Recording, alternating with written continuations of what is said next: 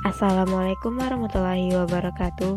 Perkenalkan, nama saya Putri Wayuni dengan NIM 19017026 dari Universitas Negeri Padang, Prodi Sastra Indonesia.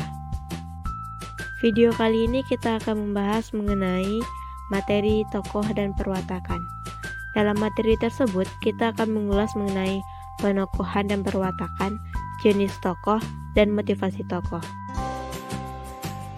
Sebelum kita membahas mengenai penokohan dan perwatakan, kita terlebih dahulu harus mengetahui apa itu tokoh.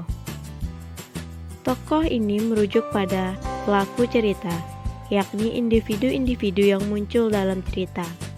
Dari kata tokoh inilah istilah penokohan atau perwatakan muncul. Penokohan atau perwatakan ini ialah pelukisan tokoh sebagai pelaku cerita melalui sifat-sifat, sikap, dan tingkah lakunya dalam cerita.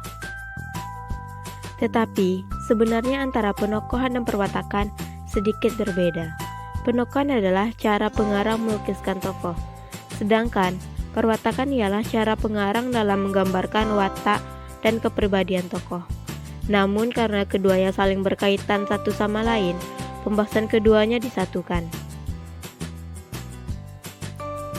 Setiap tokoh yang muncul dalam cerita memiliki peran yang berbeda.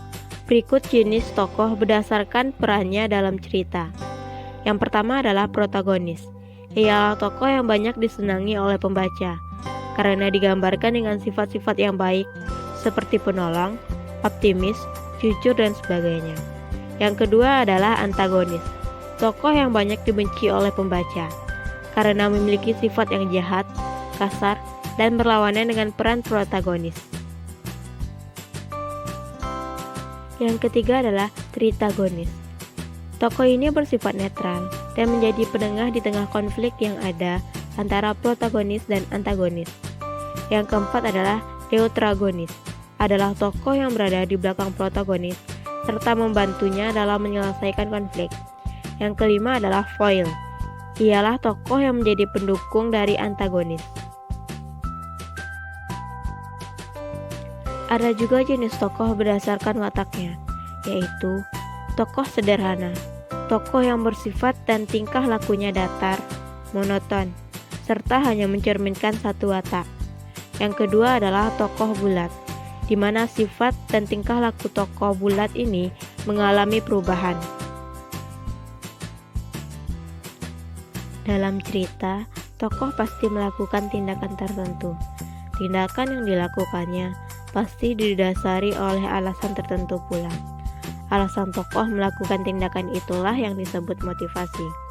Motivasi dibedakan menjadi dua jenis, yaitu yang pertama motivasi spesifik atau partikular, adalah alasan atau reaksi spontan yang tidak disadari yang ditunjukkan oleh adegan atau dialog tertentu.